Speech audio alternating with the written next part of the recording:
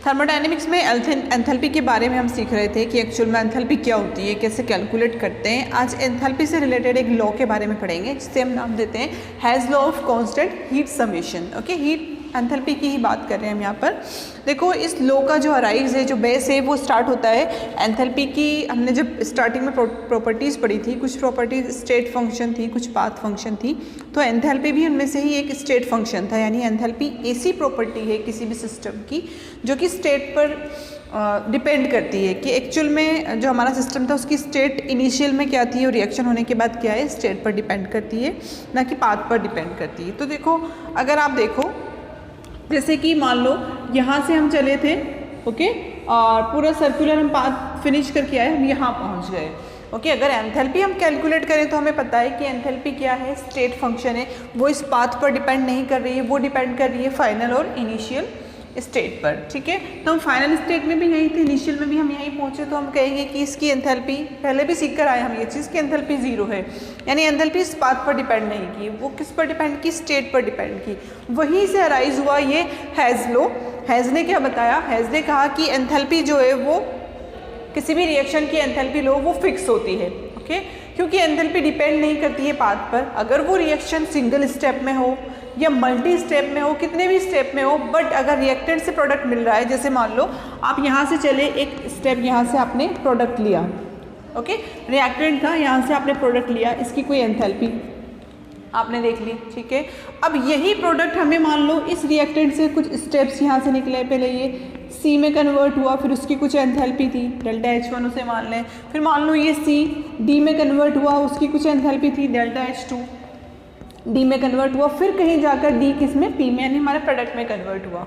First reaction में तो single step reaction है, रिएक्टेंट से डायरेक्ट प्रोडक्ट बन गया, जबकि ये जो हमारा सेकंड जो है वो मल्टी स्टेप रिएक्शन है, जिसमें पहले 1 2 3 तीन स्टेप में से इसकी एंथैल्पी को हम डेल्टा H3 कहेंगे। 3 स्टेप से जाकर हमारा प्रोडक्ट हमें मिल रहा है। ओके, मिल वही प्रोडक्ट रहा है, रिएक्टेंट भी वही था, तो एंथैल्पी क्या होगी, हैज़ के अकॉर्डिंग एंथैल्पी क्या होगी, इन दोनों ही रिएक्शन के लिए एंथैल्पी सेम होगी, कांस्टेंट रहेगी। यही हैज़ कहता है। ठीक है, क्यों कहता है, क्योंकि उसने देखा कि एंथैल्पी क्या है, एक स्टेट फंक्शन है, वो स्टेट पर डिपेंड कर रही है। रिएक्टेंट था, प्रोडक्ट आ गया, स्टेट चेंज हो गई। ओके, बीच में कितने भी स्टेप आए हों, कोई सा भी उसने पाथ फॉलो किया हो, मान लो रिएक्शन ने ये वाला पाथ फॉलो किया या ये वाला पाथ फॉलो किया, पाथ पर तो डिपेंड ही नहीं कर रहा ना एंथैल्पी। तो एंथैल्पी किस पर डिपेंड कर रहा है, सिर्फ स्टेट पर, यानी कि इनिशियल और फाइनल स्टेट। यहाँ भी ये थी, यहाँ भी इनिशियल और फाइनल स्टेट हमें यही मिली, तो हम कहेंगे कि इन दोनों ही स्टेप में एंथैल्पी क्या है, दोनों की सेम होगी। तो समझ में आई आपको ये चीज़। इस फर्स्ट सिंगल स्टेप की एंथैल्पी क्या थी, डेल्टा H, जो कि इक्वल होगी किसके, इन तीनों मल्टी स्टेप रिएक्शंस की समेशन के, delta H1 plus delta H2 plus delta H3। Okay, इसे कांस्टेंट हीट समेशन लो या हैज़ लो कहते हैं। ये चीज़ क्लियर होती है। सिर्फ अराइज कहाँ से हुआ, रूट या बेस क्या था इसका, वो क्या था कि एंथैल्पी क्या है, स्टेट फंक्शन है। एंथैल्पी को आप मानकर चले थे कि एंथैल्पी एक स्टेट फंक्शन है। ओके, तो वहीं से हमारा ये लॉ स्टार्ट होता है। ओके, आज इसी लॉ की बात कर लेते हैं हम। देखिए, it is given by German has इन 1840 में दिया गया। जर्मन हैज़ एक साइंटिस्ट थे जिन्होंने इस लॉ को दिया। क्या कहता है एक्चुअल में ये लॉ, एक्चुअल डेफिनेशन देखते हैं इसकी। This law state that enthalpy change in any physical और केमिकल प्रोसेस, कोई भी फिजिकल या केमिकल प्रोसेस हो, doesn't matter, enthalpy change is the same रहेगा whether the process is carried out in one step और इन सेवरल स्टेप्स। ओके, इसे हमें as it is, इसको हमें याद कर लेना है कि क्या कहता है ये लोग कि एंथैल्पी जो है वो हमेशा क्या रहेगी, सेम रहेगी किसी भी रिएक्शन के लिए, आप कह सकते हो किसी सिस्टम के लिए। डजेंट मैटर कि वो रिएक्शन या वो सिस्टम हमारा कैरिड आउट होता है, पास आउट होता है सिंगल स्टेप से या मल्टी स्टेप से गुजर कर आता है, उसकी हमेशा क्या रहेगी, जो उसकी हीट है, एंथैल्पी है रिएक्शन की, वो हमेशा सेम रहेगी। ये चीज़ हमने यहाँ से समझी थी। ओके, इस तरह से हम इसको समझ सकते हैं। तो हैज़ ने क्या कहा, हैज़ ने कहा कि एंथैल्पी जो है वो एक स्टेट फंक्शन है और जो एंथैल्पी है किसी भी रिएक्शन की वो हमेशा सेम रहती है। ठीक है, फिर चाहे रिएक्शन हमारी सिंगल स्टेप हो या मल्टी स्टेप में होती हो। तो एक जनरल से एग्जांपल हम यहाँ से देख सकते हैं इस तरह से ठीक है। रिएक्टेंट से प्रोडक्ट बना, डेल्टा एच एंथैल्पी थी, फिर आपने रिएक्टेंट से प्रोडक्ट बनाने के लिए आपने यहाँ पर कुछ डिफरेंट स्टेप्स लिए, ठीक है, मिला आपको वही प्रोडक्ट। ओके, तो इस तरह हम रिप्रेजेंट कर सकते हैं हेज़ लॉ को। ये हेज़ लॉ का आप कह सकते हो रिप्रेजेंटेशन है। ओके, अब कुछ पर्टिकुलर रिएक्शंस के एग्जांपल लेंगे जिसके थ्रू हम इसे अच्छे से समझेंगे कि एक्चुअल में किसी सिंगल स्टेप या मल्टी स्टेप रिएक्शन के लिए किस तरह से सेम एंथैल्पी का वैल्यू आप फाइंड आउट कर सकते हो। ये हेज़ लॉ से नोट डाउन करो, आगे चलते हैं। फिर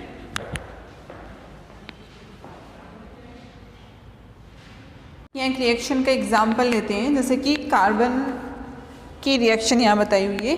कार्बन पहले रिएक्ट करता है हाफ मोल ऑफ ऑक्सीजन के साथ और गिविंग अस कार्बन मोनोऑक्साइड। तो यहाँ पर इस रिएक्शन स्टेप का कुछ एंथैल्पी -x की फॉर्म में उसे रिप्रेजेंट किया है।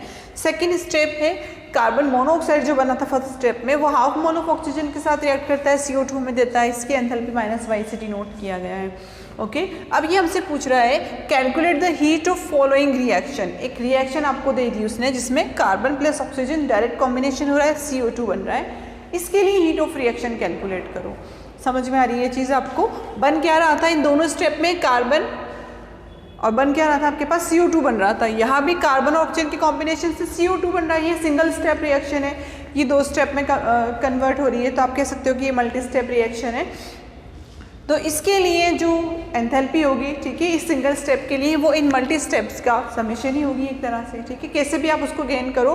तो यहाँ एक चीज़ ध्यान में देखो, जो आपको रिएक्शन दी है एक्चुअल में क्वेश्चन में, कार्बन प्लस ऑक्सीजन CO2। अब आप इन मल्टी स्टेप्स को देखो कि क्या करोगे इन दोनों स्टेप्स में कि आपको सिर्फ और सिर्फ ये मिल जाए, कार्बन और ऑक्सीजन। तो यहाँ देखो कार्बन तो आपको मिल रहा है यहाँ से रिएक्टेंट साइड से, ओके, ऑक्सीजन भी मिल जाएगी, CO2 प्रोडक्ट साइड पे आपको मिल जाएगा, आपकी रिक्वायर्ड रिएक्शन आपको मिल जाएगी। बट एक्स्ट्रा क्या मिल रहा है? कार्बन मोनोऑक्साइड मिल रहा है। कैसे उस कार्बन मोनोऑक्साइड को कैंसिल करोगे और कैसे अपनी रिक्वायर्ड स्टेप तक आओगे? तो एक चीज़ ध्यान में देखो, ठीक है, हम मान लेते हैं, चलो इस फर्स्ट वाले को हम इक्वेशन नंबर 1 नाम दे देते हैं, सेकंड वाले को इक्वेशन नंबर 2 नाम दे देते हैं। ओके, अब हमारे लिए कैलकुलेशन करना थोड़ी ईजी हो जाएगी। देखो क्या कर सकते हैं हम, हमें जो रिक्वायर्ड रिएक्शन चाहिए, आप क्या करोगे, कार्बन, ठीक है, जो फर्स्ट रिएक्शन है आपकी, उसमें आप सेकेंड स्टेप को ऐड करो, ठीक है। तो ऐड करने से क्या होगा, कार्बन है ऐड होगा, ठीक है, कार्बन तो आपको मिल जाएगा, ये दोनों हाफ हाफ ऑक्सीजन से ऐड हो जाएंगी, आपको O2 मिल जाएगा, 1 मोल ऑक्सीजन का आ जाएगा, यहाँ से CO2 भी आपको मिल जाएगा। ओके, अब देखो ऐड करने पर क्या होगा, required reaction is observe by adding equation 1 and equation 2। Equation 1 और 2 को आप ऐड करोगे, ठीक है।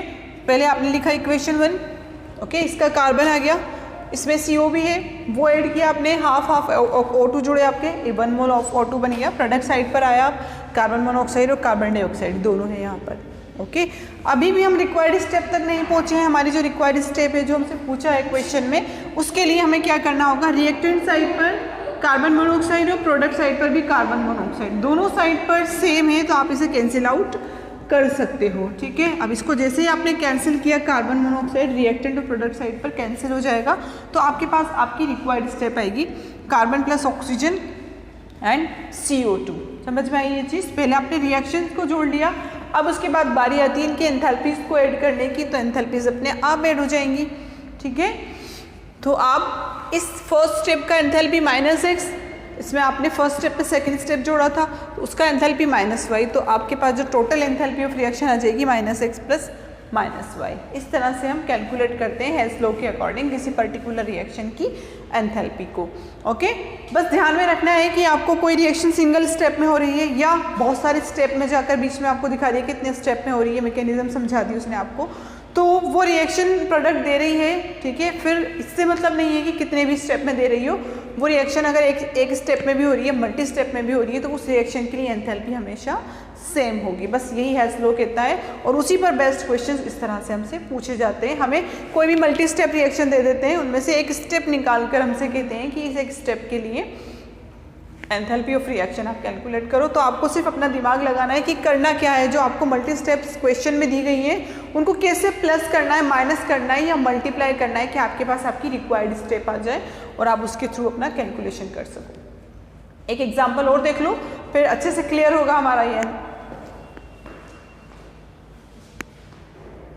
सो स्टूडेंट यहाँ एक एग्जांपल और ले लेते हैं जिससे हमारा हैज़ लो बहुत अच्छे से हमें समझ में आएगा। देखो यहाँ पर फेरिक ऑक्साइड है, कार्बन मोनोऑक्साइड से रिएक्ट कर रहा है, फेरस दे रहा है, कार्बन डाइऑक्साइड दे रहा है। इस रिएक्शन के लिए हमें कुछ एंथैल्पी दी गई। फिर इसी का एक सेकंड स्टेप दिया गया हमें क्वेश्चन में, फेरस ऑक्साइड है, कार्बन मोनोऑक्साइड से रिएक्ट कर रहा है, हमें दे रहा है फेरस, कार्बन डाइऑक्साइड, और इस रिएक्शन की भी कुछ एंथैल्पी हमें दी गई है। ओके, उसके बाद पूछता क्या है हमसे, find the enthalpy of following reaction. एक रिएक्शन दे दी है, उसकी एंथैल्पी पूछ रहा है। रिएक्शन क्या दी आपको, ferric oxide plus carbon monoxide, ferrous oxide और कार्बन डाइऑक्साइड प्रोडक्ट में आपको मिल रहे हैं। ठीक है, यहाँ देखो फेरिक ऑक्साइड था आपका रिएक्टेंट साइड पे और कार्बन मोनोऑक्साइड भी है रिएक्टेंट साइड पर। प्रोडक्ट साइड पर आपको फेरस ऑक्साइड और कार्बन डाइऑक्साइड मिल रहा है। अब आपको देखना ये है कि ये जो रिएक्शन है, कुछ स्टेप में रिएक्शन दी गई है, यहाँ पर रिएक्शन आपको सिंगल स्टेप में दे दी। ठीक है, तो इस सिंगल स्टेप वाली रिएक्शन के लिए एंथैल्पी का वैल्यू इक्वल होगा इन दोनों रिएक्शंस की एंथैल्पी के। ठीक है, जो भी इन दोनों रिएक्शन स्टेप में एंथैल्पी कंज्यूम हुई है या जैसे भी आपको एंथैल्पी नज़र आ रही है। अब देखना ये है कि आपको जो रिक्वायर्ड स्टेप है, आपका जो रिक्वायर्ड रिएक्शन है वो कैसे मिलेगा। इन दोनों स्टेप के साथ आपको क्या करना होगा, कौन सा ऑपरेशन करना होगा, एडिशन करना है, मल्टीप्लिकेशन करना है, सब्ट्रैक्शन करना है, ठीक है, डिवाइड करना है, क्या करना है आपको कि आपको आपका रिक्वायर्ड स्टेप मिल जाए। तो देखो रिक्वायर्ड स्टेप में रिएक्टेंट साइड पर आपका फेरिक ऑक्साइड है। ओके, यहाँ पे रिक्वायर्ड स्टेप में फेरिक ऑक्साइड है। ठीक है, आगे चलो, कार्बन मोनोऑक्साइड है यहाँ रिएक्टेंट साइड पर 3 कार्बन मोनोऑक्साइड और एक दूसरे स्टेप में यानी 4 कार्बन मोनोऑक्साइड है। तो यानी आप क्या करोगे, यहाँ तो अगर आप जोड़ते हो इन दोनों स्टेप को तो 4 कार्बन मोनोऑक्साइड मिलते हैं। यहाँ पर सिर्फ एक ही मोल दिया हुआ है तो हमें ऐड तो नहीं करना है। चलो आगे देखते हैं और क्या करना होगा। प्रोडक्ट साइड में चलो, फेरस है आपके पास 2 मोल है फेरस के, यहाँ पर 1 मोल है, 3 मोल अगर ऐड करते हो तो यहाँ पर तो 1 भी मोल नहीं है। ओके, कार्बन डाइऑक्साइड यहाँ पर 3 मोल है, इस स्टेप में 1 मोल और हो गया, 4 मोल है और यहाँ पर 1 ही मोल है। तो यानी ऐड तो हमें बिल्कुल नहीं करना। रिएक्टेंट साइड से भी हमने आइडेंटिफाई किया और प्रोडक्ट साइड से भी। तो अब देखो शायद हो सकता है सब्ट्रैक्ट करने पर काम चले, सब्ट्रैक्ट करके देखेंगे हम। तो ठीक है, 3 कार्बन मोनोऑक्साइड, 1 कार्बन मोनोऑक्साइड गया, 2 बच रहा है, 2 कार्बन मोनोऑक्साइड, यहाँ पर 1 ही है तो सब्ट्रैक्शन तो होगा, बट कैसे होगा वो चीज़ देखो। फिर फेरस देखो, यहाँ फेरस से फेरस हमने माइनस किया, ठीक है, फेरस यहाँ से गायब हो जाएगा, मान लेते हैं हम। Okay, carbon monoxide 3 carbon monoxide इस स्टेप की, इसका 1 कार्बन डाइऑक्साइड, यहाँ पर आपको 1 ही कार्बन डाइऑक्साइड मिल रहा है। यानी कि माइनस तो करना है आपको, सब्ट्रैक्ट तो करना है, एडिशन तो नहीं करना। आपने दोनों स्टेप से देख ली कि अगर आप एडिशन करते हो दोनों स्टेप का तो आपको रिक्वायर्ड स्टेप नहीं मिल रही, सब्ट्रैक्शन करने पर मिल रही है। बट सब्ट्रैक्शन भी के लिए भी एक कंडीशन है कि सब्ट्रैक्ट करने से पहले आपको फर्स्ट रिएक्शन में से सेकंड रिएक्शन सब्ट्रैक्ट करने से पहले क्या करना होगा, सेकंड रिएक्शन को आपको 2 से मल्टीप्लाई करना होगा। समझ में आ रही है चीज़? करते हैं इसको, फिर और अच्छे से समझोगे। तो required step obtained by 1 equation 1 minus equation 2 of equation 2। Okay, 2 से मल्टीप्लाई करेंगे। इसे आप इक्वेशन 1 नाम दे दो, अपने हिसाब से दे सकते हो, इसे आप इक्वेशन 2 नाम दे दो। पहले रिएक्शंस को प्लस माइनस करते हैं, जो भी ऑपरेशन करना है, फिर उसके बाद इनकी एंथैल्पीज देखेंगे। ओके, तो फर्स्ट स्टेप आपने एज इट इज़ लिखा, सेकंड को माइनस करना है बट उससे पहले 2 से मल्टीप्लाई करना है, तो सेकंड स्टेप को आपने यहाँ 2 से मल्टीप्लाई करके रखा। ओके, अब उसके बाद आप इनको माइनस करोगे। ये आपका इक्वेशन 1 है, ये आपका इक्वेशन 2 है। ओके, माइनस करते हैं Fe2O3 रिएक्टेंट साइड पर। चलो पहले 2FeO माइनस करके लिख दिया हमने, कोई कैंसिल नहीं हो रहा था, एज इट इज़ आ गए। अब 3 carbon monoxide minus 2 carbon monoxide, 1 carbon monoxide बचा। ओके, फिर प्रोडक्ट साइड पर चलो, 2 फेरस कैंसिल आउट हो गए और 3 carbon dioxide minus 2 carbon dioxide, यानी 1 कार्बन डाइऑक्साइड का मोल हमारे पास आ गया। तो हम कुछ पहुँच रहे हैं अपनी रिक्वायर्ड स्टेप की तरफ। Fe2O3 मिल गया हमें, CO मिल गया है, CO2 मिल गया है। बट यहाँ रिक्वायर्ड स्टेप में जो फेरस ऑक्साइड है वो हमें 2 मोल दिए गए प्रोडक्ट साइड पर, यहाँ भी 2 मोल हैं बट वो रिएक्टेंट साइड पर है। तो माइनस को आप उस तरफ लेकर जाओगे, ओके, इक्वेशन के राइट हैंड साइड पर लेकर जाओगे तो प्लस में हो जाएगा। ठीक है, तो यही चीज़ हमने की है, हमारी रिक्वायर्ड स्टेप आ गई है यहाँ पर। ओके, तो रिक्वायर्ड स्टेप मिल गई, यानी जो भी ऑपरेशन हमने रिक्वायर्ड स्टेप को गेन करने में किया है वही ऑपरेशन हम एंथैल्पीज के साथ करेंगे। ओके, फर्स्ट स्टेप का enthalpy minus 2 of second step का एंथैल्पी, तो हमारे पास टोटल एंथैल्पी आ जाता है रिएक्शन का -58 किलो जूल पर मोल। ओके, तो इस तरह से करते हैं हम अपना टोटल एंथैल्पी का calculation according to the Hess law. बस ध्यान में ही रखना है आपको कि आपसे जिस स्टेप के लिए पूछा गया है, ठीक है, ये घबराने वाली बात नहीं है। आपको जो क्वेश्चन में स्टेप्स दी गई होंगी वो उसी रिएक्शन की मल्टी स्टेप्स होंगी, और जो आपसे क्वेश्चन पूछेंगे वो उस रिएक्शन का सिंगल स्टेप होगा। तो आपको देखना है कि उन मल्टी स्टेप्स के साथ आप ऐसा क्या करो, क्या से मतलब एडिशन करो, सब्ट्रैक्शन करो, मल्टीप्लिकेशन करो, डिवाइड करो, ऐसा क्या करो उन मल्टी स्टेप्स के साथ कि आपको सिंगल स्टेप मिल जाए। तो जो चीज़ आपने मल्टी स्टेप से सिंगल स्टेप गेन करने में लगाई है वही ऑपरेशंस आप अप्लाई करोगे एंथैल्पी पर, जैसे कि हमने यहाँ पर किया है, और इस तरह से हमें हमारा रिक्वायर्ड एंथैल्पी ऑफ रिएक्शन मिल जाएगा। ओके, तो ये तो था हेज लॉ जो कि हमें एंथैल्पी की एक्चुअल कैलकुलेशन बताता है। ओके, इस पर बेस्ट क्वेश्चंस आते हैं, और इसी तरह से आते हैं मल्टी स्टेप देकर सिंगल स्टेप के लिए आपसे एंथैल्पी चेंज पूछते हैं। Okay, thanks for watching.